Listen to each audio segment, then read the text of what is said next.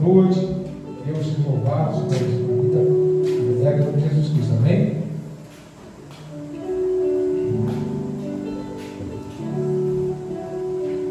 Senhor, meu Deus e meu Pai, em nome de Jesus Cristo, nesta noite, Deus, mais uma vez, apresenta para mim a tua serva, Deus, que vai nos ministrar a palavra nesta noite, Deus. Usa, Deus, no oculto e profundo, Deus, é o que nós te pedimos e te agradecemos. Amém. Glória a Deus, salve a igreja na paz do Senhor. Amém. Abra sua Bíblia em Números, por gentileza, livro de Números, capítulo 14. Louvado seja Deus, Deus é bom, Deus é maravilhoso. Nós vamos ler do 1 ao 25. Esse relógio aqui. Números 14. Aleluia, Deus é bom. Todos acharam? Números 14, diz assim: Então levantou-se toda a congregação e alçaram a sua voz, e o povo chorou naquela mesma noite. E todos os filhos de Israel murmuraram contra Moisés e contra Arão. E toda a congregação lhe disse: se morrermos na terra do Egito, ou se morrermos neste deserto. E por que nos traz o Senhor a esta terra? Para cairmos na espada, e para que nossas mulheres e nossas crianças sejam por presa. Não seria melhor voltarmos ao Egito? E dizemos aos outros: levantemos um capitão e voltemos ao Egito. Então Moisés e Arão caíram sobre os seus rostos perante todo o ajuntamento dos filhos de Israel. E Josué, filho de Nun, e Calebe, filho de Jefoné, dos que espiaram a terra, rasgaram as suas vestes. Falaram a toda a congregação dos filhos de Israel, dizendo: a terra pelo meio da qual passamos a espiar é terra muito boa. Se o Senhor se agradar de nós, então nos porá nesta terra e nos dará terra que mana leite e mel.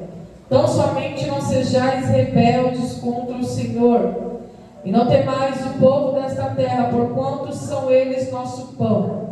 Retirou-se deles o seu amparo, e o Senhor é conosco, não os temais.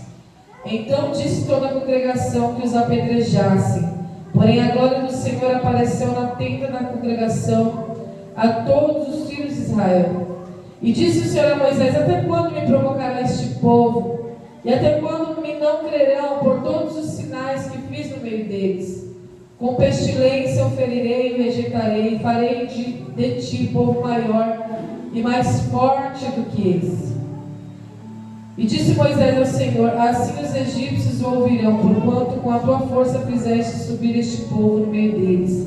E o dirão aos moradores desta terra, que ouviram que tu, ó Senhor, está no meio deste povo, que face a face, ó Senhor, lhes aparece. Que a tua nuvem está sobre eles, e que vais adiante deles uma coluna de nuvem de dia, e numa coluna de fogo de noite. E se matares este povo como a um só homem, as nações, pois que ouviram a tua fama, falarão dizendo: porquanto o Senhor não podia pôr este povo na terra que lhes tinha jurado, por isso os matou no deserto. Agora, pois, rogo-te que a força do meu Senhor se engrandeça, como tens falado, dizendo: o Senhor é longânimo, grande em beneficência, que perdoa a iniquidade e a transgressão, que o culpado não tem por inocente, e visita a iniquidade dos pais sobre os filhos até a terceira e quarta geração. Perdoa, pois, a iniquidade deste povo segundo a grandeza da tua benignidade, e como também perdoaste este povo desde a terra do Egito até aqui. E disse o Senhor: conforme a tua palavra lhe perdoei. Porém, tão certamente como eu vivo, e como a glória do Senhor encherá toda a terra, todos os homens que viram a minha glória, os meus sinais que fiz no Egito e no deserto, e me tentaram estas 10 vezes e não obedeceram a minha voz, não verão a terra de que a seus pais jurei, e até nenhum daqueles que me provocaram haverá. Porém meu servo Calebe, porquanto nele houve outro espírito e perseverou em seguir-me, eu levarei a terra em que entrou, e a sua semente possuirá em herança. Até aqui, amém? Louvado seja Deus. Irmãos, essa palavra maravilhosa fala da jornada do povo que estava vindo de um processo de libertação. O livro de Números é o livro que mais dá ênfase a esse período do povo israelita. Nós vamos compreender, amados, que até o tempo de José, até José, havia um prestígio. O Egito tinha um olhar diferente quando se tratava de Israel. Por causa de José, por causa do testemunho de José, então Israel tinha aquele prestígio perante o Egito. Mas depois que José morre, a Bíblia diz que o povo de Israel agora começa a entrar numa zona de conforto.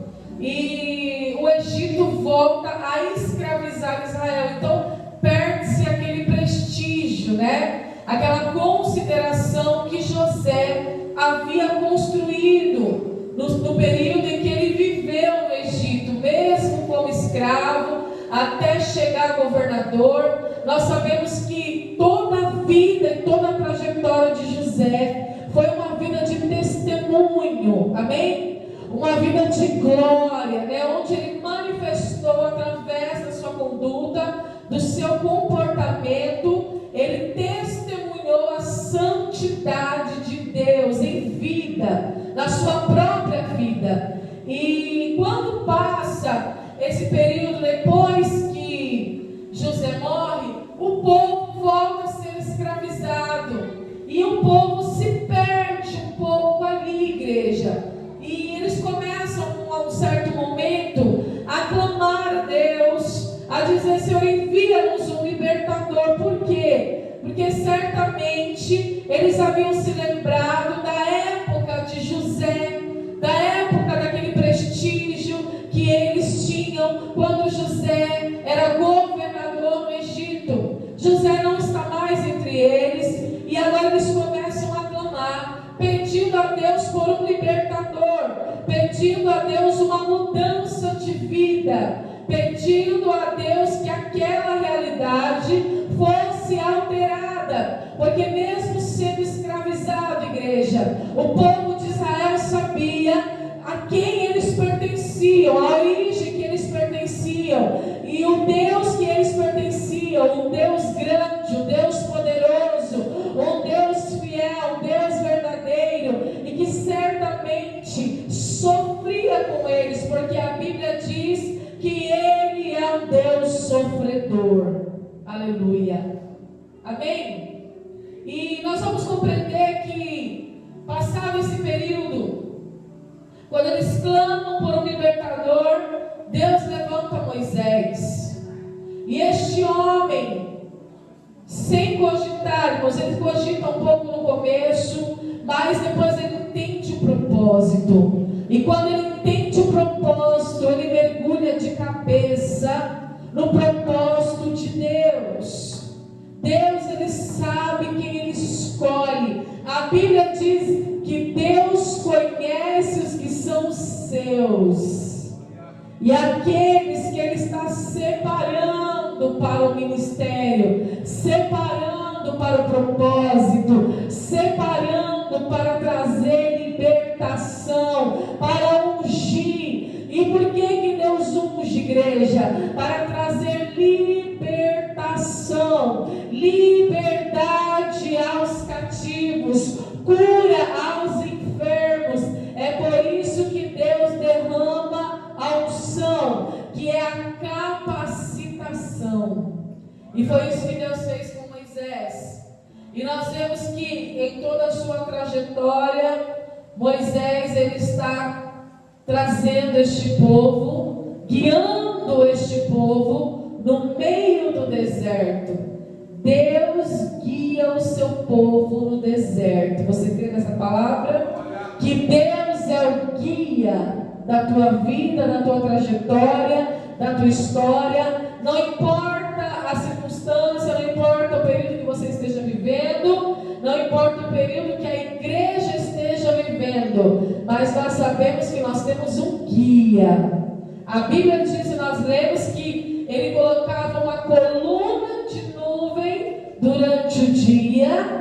e uma coluna de fogo durante a noite, não é? Para guiar o povo ao deserto, glória a Deus. E por causa disso, irmãos, eles poderiam voltar ao propósito, ao plano original. Porém, no meio do caminho, houve o quê? Uma murmuração. Olha só, primeiro o povo ora pedindo um libertador, né? Primeiro o povo pede: Senhor, envia-nos um libertador, porque haviam perdido todo o prestígio, toda a consideração e haviam sido feitos escravos. E quando Deus envia o libertador, o povo começa a murmurar, dizendo assim: olha, o povo começa a chorar, o povo começa a se levantar e começa a murmurar, dizendo contra Moisés e contra Arão. Eles começam a murmurar contra a liderança, e eles começam a dizer assim: seria melhor seria se nós ficássemos lá no Egito mesmo e morrêssemos lá, porque era melhor morrer no Egito do que morrer no deserto. Eles preferiam viver escravos do que provar da bondade de Deus.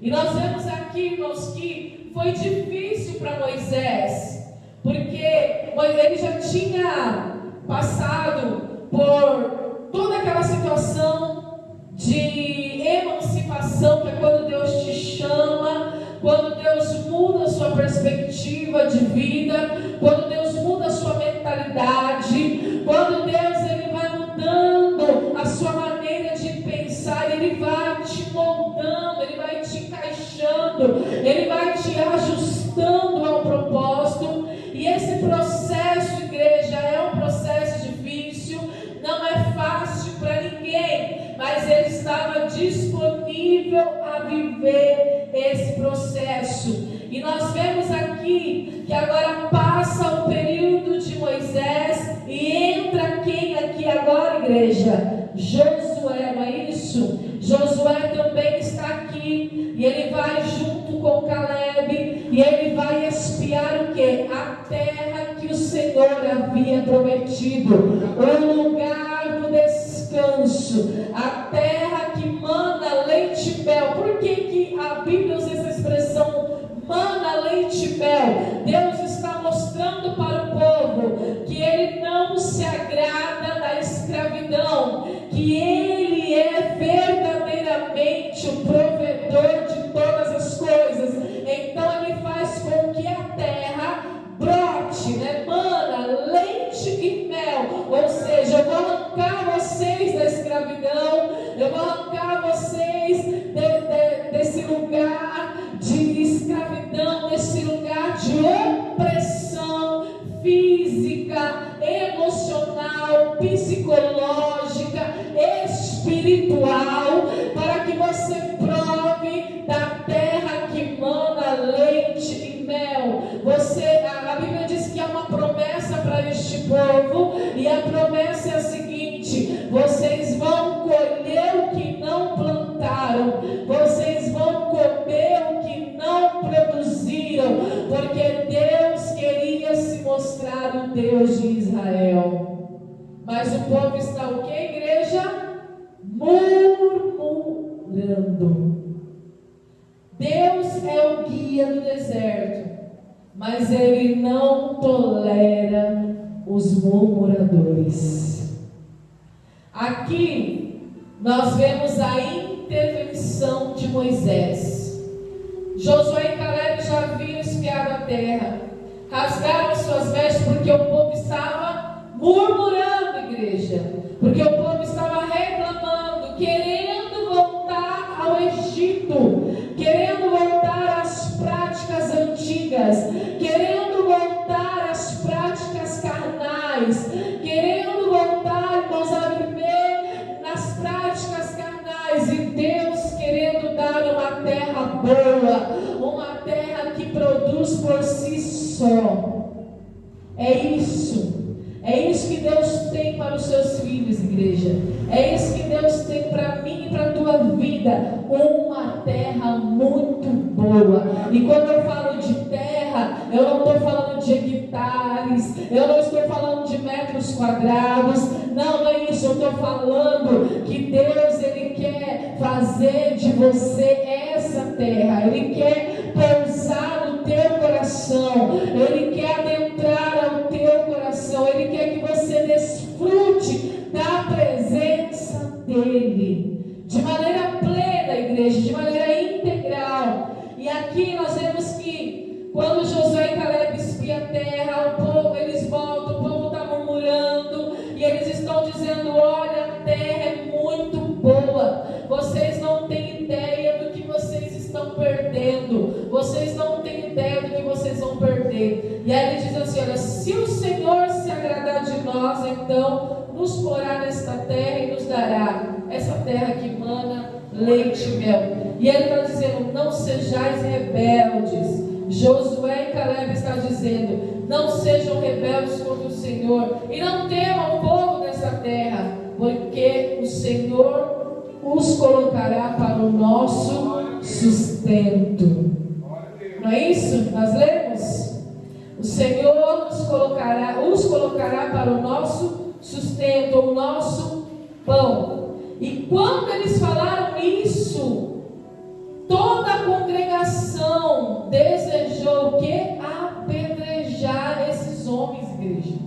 Olha só, os homens arriscaram a sua vida, arriscaram a própria vida, entraram, foram corajosos, foram destemidos, tiveram uma visão de fé, não se acovardaram, entraram na terra, espiaram a terra, voltaram e disseram: olha, a terra é boa, Deus tem algo melhor para nós, Deus tem algo grandioso para nós, não sejam rebeldes. E quando ele solta essa palavra, o povo faz o contrário, igreja, pega pedras para apedrejar, a ponto de a glória do Senhor se manifestar.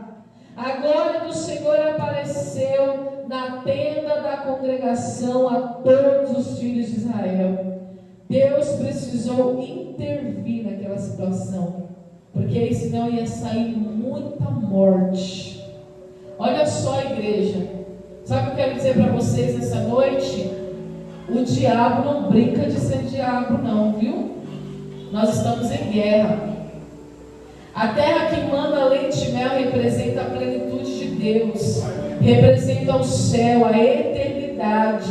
E se a gente ficar falando muito de eternidade, de eternidade, de eternidade, as pessoas começam a nos apedrejar, mas não de maneira literal. Ninguém vai pegar uma pedra para nos apedrejar, mas com os pensamentos, com a mente, com a mentalidade, igreja, é isso, com a língua, né? Com a palavra que sai dos lábios. Então nessa noite, o Senhor, Ele quer mudar a visão de gente aqui nessa noite, amém?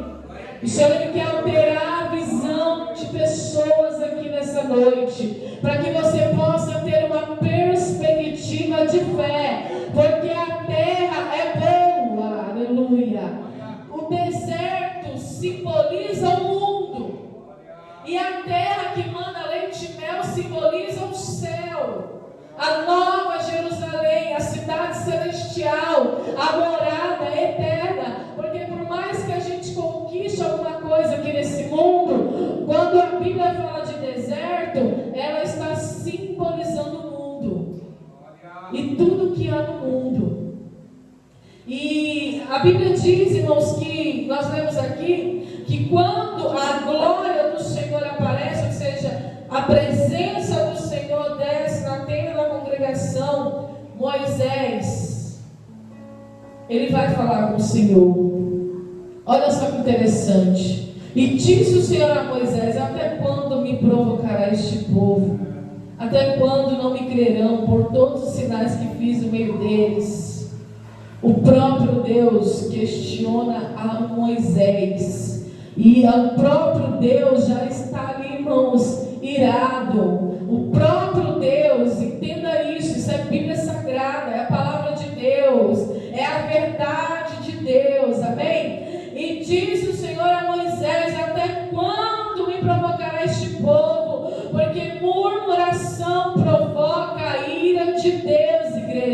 Mas a fé não. Deus responde fé. A fé agrada a Deus. Mas a murmuração desagrada a Deus. Deus se desagradou do povo. Deus ficou descontente. Deus tem sentimentos, igreja. Deus é espírito, mas Deus tem caráter, tem personalidade. Assim como eu tenho minha personalidade, assim como você tem a sua personalidade, o seu caráter, assim como eu tenho o meu caráter, o nosso Senhor, o nosso Deus também possui um caráter. E o seu caráter é reto, é puro, é santo. E por mais que ele seja longânimo, misericordioso, benigno, como Moisés interviu aqui, Moisés fez uma oração gloriosa, igreja. Através da oração de Moisés, ele conseguiu acessar o caráter de Deus. Porque ele disse assim: o Senhor é longânimo, o Senhor é paciente, o Senhor é grande em beneficência, que perdoa a iniquidade, a transgressão, que o culpado, olha só, o culpado não tem por inocente, visita a iniquidade dos pais sobre os filhos até a terceira e quarta geração. Olha a oração de Moisés: perdoa a iniquidade deste povo, segundo a grandeza da tua benignidade, como também perdoaste este povo desde a terra do Egito até aqui. Então Moisés faz uma oração de intervenção. Ele intercede fazendo o papel do Espírito Santo. Só que o Espírito Santo, ele intercede por nós, ele ora por nós, sempre exaltando o caráter de Deus. Deus é puro, Deus é reto, Deus é santo, Deus é tudo isso que Moisés falou: é paciente, é longânimo, é bondoso, é benigno, ele perdoa a iniquidade. E ele falou assim: olha, conforme a tua palavra lhe perdoei.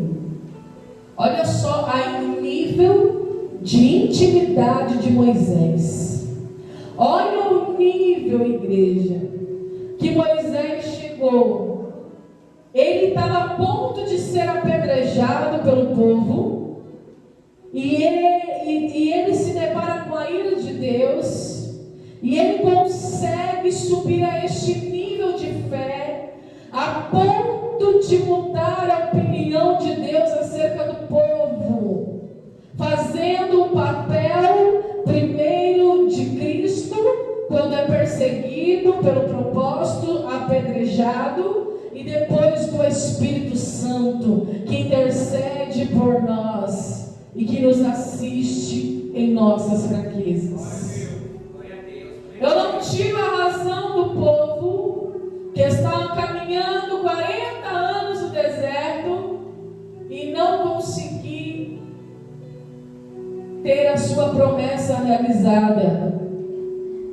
Claro que nós não vamos murmurar, nós estamos aprendendo, porque o Senhor está moldando o nosso caráter, segundo o caráter de Cristo.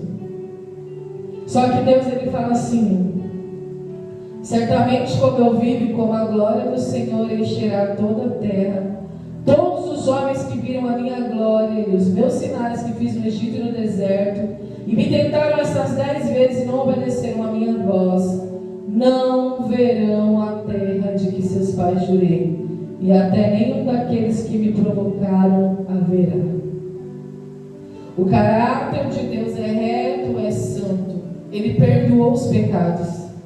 Ele perdoa o meu pecado, ele perdoa o teu pecado, ele perdoa os nossos pecados, mas há consequências. Porque existe a lei da semeadura, né? A Bíblia diz que tudo aquilo que o homem plantar, ele vai colher. Então toda a nossa decisão, toda a nossa ação vai ter uma reação. Toda a decisão que nós tomamos vai ter uma consequência.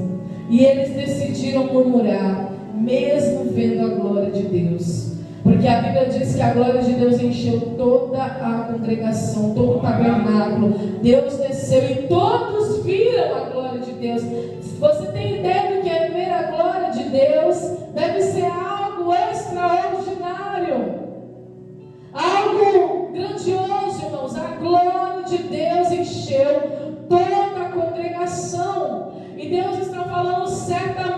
certamente, como eu vivo, como a glória do Senhor encherá toda a terra. Todos os homens viram a minha glória, os meus sinais. Todos os sinais que eu fiz, mas eles não entrarão na terra. Quem são esses? Os que ficarão de fora. Apocalipse 22. É ou não é? Ficarão de fora. Viram a glória. Porque as pessoas, mesmo as que estão e as que não estão na igreja, elas têm visto a glória de Deus. Porque o evangelho está sendo propagado. Vira e mexe, alguém conta um testemunho. Nós vemos pessoas que são verdadeiras, que são fiéis, que são sinceras, que estão na presença de Deus, manifestando a glória de Deus de maneira verdadeira, sincera. E muitos vão ver a glória de Deus quando Ele se manifestar sobre a terra, quando Jesus voltar. Aleluia. Quando Jesus apontar sobre as nuvens, como diz a palavra, quando Ele romper os céus e vier buscar a tua igreja, toda a terra verá a sua glória. Aleluia. Toda a terra verá a sua glória. E olha só, e todos os que veem a glória de Deus também viram os sinais que Ele fez no Egito e no deserto. O que é o Egito e o deserto? Mundo. Simboliza o mundo. E todos os que tentaram a Deus, que blasfemaram, que murmuraram, que zombaram de Deus, vão ver a sua glória, mas não entrarão na terra. Porque Deus perdoou, mas tem consequência.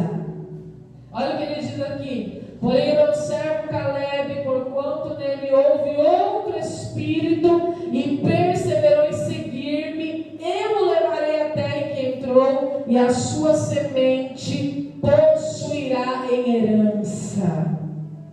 Caleb teve outro espírito. Que espírito nós estamos buscando na nossa vida, na nossa caminhada cristã? Caleb teve outra visão, outro espírito e perseverou em seguir o Senhor. Então aquele que recebe o outro espírito, o espírito da fé, que é o espírito da vitória, e persevera em seguir o Senhor, em seguir o propósito que Deus tem para a tua história, para a minha história, para a nossa história, aquele que persevera, este entrará na terra prometida. Amém, igreja? Louvado seja Deus. E aqui ele fala: ora, os amalequitas e os cananeus habitam no vale, tornai-vos amanhã e caminhai para o deserto pelo caminho do mar vermelho. Então aqui Deus, Ele perdoa, mas aos murmuradores não é permitido entrar na terra. Que nesta noite o Senhor possa nos dar esse espírito de fé, que é o espírito da vitória. Se coloque de pé, por gentileza, amém? Nós vamos orar. O Senhor é bom, igreja, Ele é longânimo, Ele é misericordioso. Louvado seja Deus. Pai santo, Pai bendito, Deus de poder e graça, eis-nos aqui, ó Deus, diante de Ti, na Tua presença, Pai. A Tua palavra, Senhor, foi pregada nesta noite, e o Senhor é o Deus que sonda o coração, que esquadrinha o pensamento, Pai. O Senhor é o Deus onipotente, onisciente, onipresente, que conhece, Senhor, a mentalidade de cada um, o pensamento de cada um, Pai. Pai, eu oro a Ti e te peço, Senhor, que toda murmuração, toda incredulidade, Senhor, todo cansaço, todo desânimo, toda falta de perspectiva nessa noite, venha cair por terra, Senhor, em nome de Jesus. Seja dissipado, Senhor, do meio da Tua igreja. Pai, eu creio no Deus um Deus verdadeiro, um Deus fiel, Deus que pode todas as coisas, um Deus que derrama a sua glória e enche toda a terra com a tua glória, um Deus que tem promessa de salvação, de eternidade, Senhor, sobre as nossas vidas. E eu te peço, Senhor, nessa noite, faz aquilo que lhe apraz, meu Pai, faz segundo o teu querer e a tua vontade, nos guia para o nosso destino, nos guia, Senhor, para o nosso propósito, Senhor, a cada dia, em que nós possamos receber esse espírito da fé, meu Pai, para perseverar em seguir o Senhor. Pai, eu entrego o Senhor diante de Ti, Senhor, na Tua presença, Pai, diante desta palavra, Senhor, a Tua igreja se coloca de pé, Senhor, diante da Tua presença, Pai. É o Senhor que sonda, é o Senhor que conhece cada pensamento, o Senhor conhece o levantar, o deitar, o andar e o caminhar. É o Senhor que está, Senhor, nos observando a cada dia. Que o Senhor possa ter misericórdia, compaixão de nós, e que nessa noite, Pai, o Senhor nos dê mais uma chance, meu Deus, em nome de Jesus Cristo, Pai, de adorar o Teu santo nome e de viver para a Tua glória e para o Teu louvor. Assim eu te peço, em nome de Jesus, amém? Louvado seja Deus. Erga as suas mãos. Que a graça do Senhor Jesus, o grande amor de Deus, a doce comunhão e consolação do Espírito Santo esteja com a igreja não só hoje, mas por toda a eternidade. Toda a igreja possa dizer...